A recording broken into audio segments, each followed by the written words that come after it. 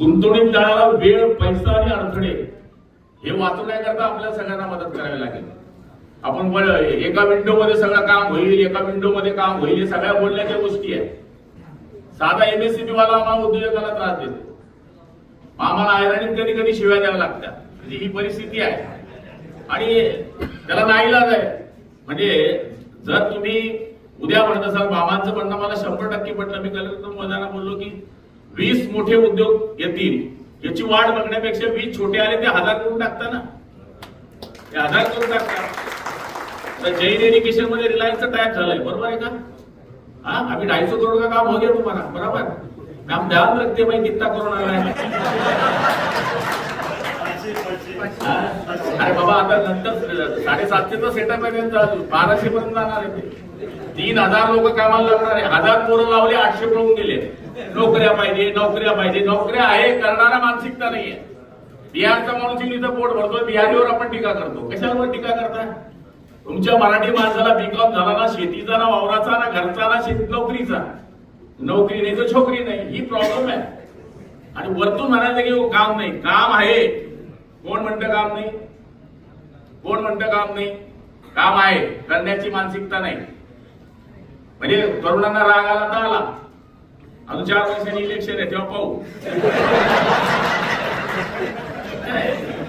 काम काय नाही, मग कोण म्हणतं काम नाहीये? काम करण्याची मानसिकता ठेवा. चोरीपासून शरण ठेवायची माणसानी. बरेच लोकांचे इतिहास बसतो. अंबानी असा होता, तो पेट्रोल विकत होता. हिरो आपले पॉवरलाल जैन म्हणले राकेलची एजन्सी होती, फोर्ड ट्रॅक्टरची एजन्सी होती, ते 10,000 लोकांना काम देत आहे. सगळ्या तिथं शून्यापासूनच 1000 झाले ना. तुम्हाला काय अडचण आहे? तुम्ही पण करून बघा ना ट्राय. मी काय राजकारणी होतो का? आमच्या धंद्यात पण आम्ही श्रेष्ठ आहे. आपण धंदा करावा लागेल ना मामा. सांगायचा अर्थ असा आहे की प्रत्येक गोष्टीमध्ये आपलं नैपुण्य दाखवण्याची गरज आहे, दैनंदिन.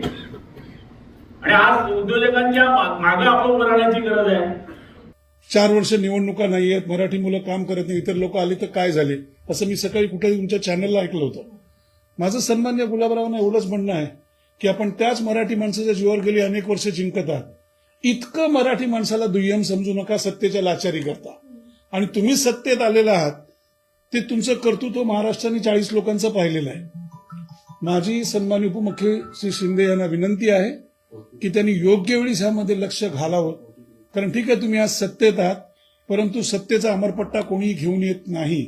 तुम्ही जर मराठी माणसाला दुय्यम दर्जा द्यायचा प्रयत्न केलात किंवा मराठी मुलं काम करत नाही असं जर म्हणालात, तर याचे परिणाम हे तुम्हाला नक्की महाराष्ट्रीय जनता दाखवल्याशिवाय राहणार नाही.